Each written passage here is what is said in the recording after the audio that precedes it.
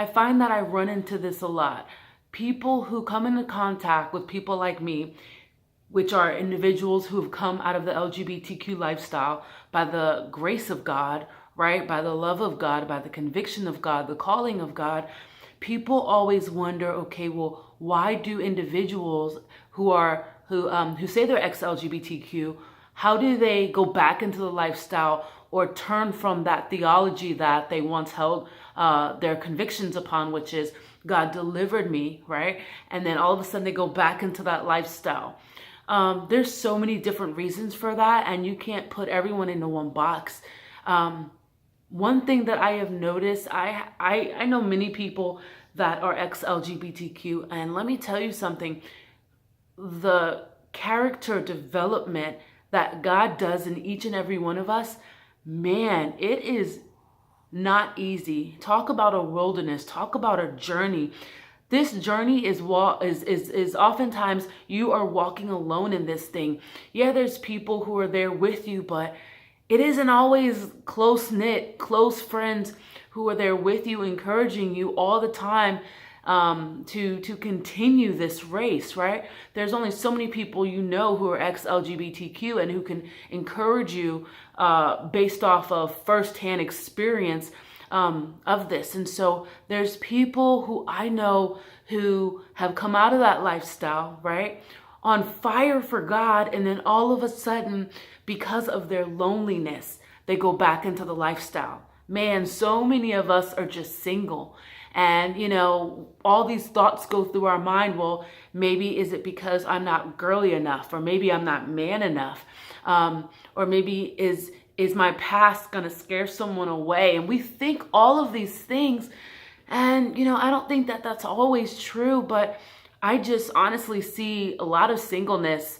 But I also see the character development that is going on. Because even for me in my life, man, there's so many things that God is changing on the inside of me, to where if I was to jump into a relationship with a man, I would tear that relationship apart, because I have this pre-existing knowledge of love, of relationships, so many different things that has become a twisted view of God's reality, which is the reality, that God has to begin to shift that around and to give me the mind of Christ, to change the way I think, all that stuff. And you know what?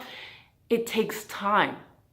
So many people are just like, well, I'll give it 6 months and I want to go ahead and get married and have kids, all that stuff. I totally get it, right? I mean, if I knew that I was going to be single for this long, I would have been like, nope, I'm good, God. No, thank you. But I wouldn't change any of this for the world. Other people go back into the lifestyle, yes, because of loneliness, or because they didn't even give up the lifestyle completely.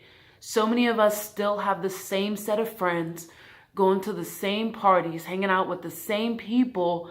Therefore, we keep the same mindset, and we aren't renewing our mind by the word, which is what God asks us to do. I have noticed in so many people's lives, so many of our lives, where God removes us out of those friendship circles where it's all LGBTQ. It doesn't mean that people who are in the LGBTQ are bad or those friends are bad. No. But if we want to follow God and we want to change, no matter what our issue is, whether it's drugs or alcohol or just hanging out around with people who always get in trouble, whatever it is, you have to change your friendship circles to people who you want to imitate, right? So I have to surround myself with people who put God first, right? Who are women of God, so I can glean from them and learn from them. But there's so many people who do not do that. They stick with the same crowd. So why do so many ex-LGBTQ go back into the lifestyle? It's for many reasons. It's loneliness. It's confusion, because this road of understanding our identity in Christ is not always easy. It's not easy to renew our mind. It takes hard work. And you know what? God has called each of us to put in that hard work. But there's many of us who give up and turn back. But what I also see with a large group of those individuals is God still touches them and convicts them, and then they come back. So I always say to myself, man, I don't want to hear the voice of God, follow him, turn back, and then follow him again. I don't want to waste time. So instead of just critiquing and judging an entire group of people who are ex-LGBTQ and just assuming that they're going to go back in a lifestyle or God can't change them, it is so complex, people's individual lifestyles. You know, one thing remains the same, and that is God can do the impossible. God can change us into the men and women that he's called us to be, but it takes submission on our part. It takes time and patience on our part. It takes character development and building on our part. It takes perseverance. It takes endurance on our part. Man, these valleys can suck. These valleys can be so dark. They can be so lonely. You can feel by yourself. Man, many of us struggle with that. But can you push even though you're in the valley?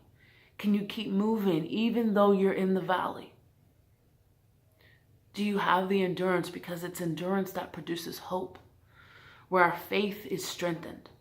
So if that's you and you're in the ex-LGBTQ and you said, God has done a phenomenal job in my life by just touching my heart, and now I'm turning from this lifestyle of sin and I'm following God with everything, then do it.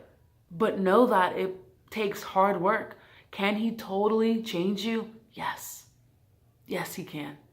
Yes, he can. But we have to have the right mindset. God says that those who put their hand to the plow and look back are not fit to do this hard walk that he's got us doing. Not fit to seek out, search out, and receive the calling that he has for you. Like, there's so many good things that God has in store for each and every one of us.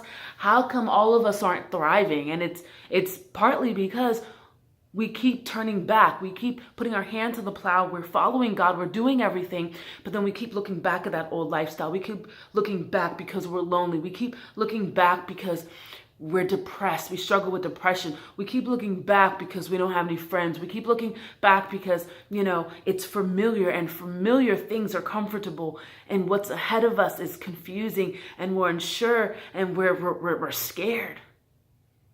It's perseverance. It's enduring. Never give up on what God has for you.